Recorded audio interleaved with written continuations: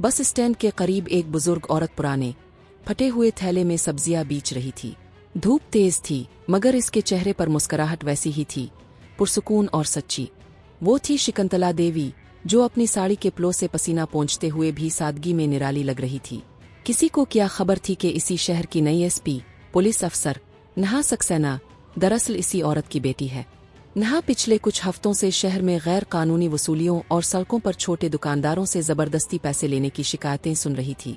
इसने सोचा, मैं खुद देखूंगी कि कौन है जो गरीबों का हक छीन रहा है।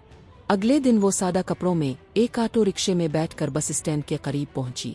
दौर से ही इसने देखा कि एक कांस्टेबल सब्जी फरोशों से पैसे वसूल कर रहा है, और इसी हुजूम में इसकी अपनी मां शकुंतला देवी भी बैठी थी। कांस्टेबल ने शकुंतला से कहा, हर रोज यहाँ बैठती हो, आज 200 रुपए दो, वरना तुम्हारा ठेला लिफाटे दूंगा। शकुंतला ने बरते हुए कहा, बेटा आज सब्जियां बकी नहीं हैं, कल दे दूंगी। कांस्टेबल गुस्से में आया और इसकी साड़ी पकड़ते हुए बोला, बहाने मत बनाओ, निकालो पैसे।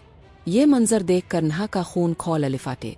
वो आगे बढ़ी और बोली, बस अब एक लफ्ज और नहीं। कांस्टेबल पलटा और बोला, तो कौन होती है बीच में बोलने वाली?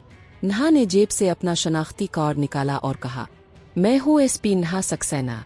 पिल भर में वहाँ सन्नाटा छा गया। कांस्टेबल के हाथ से लाठी नीचे गिर गई।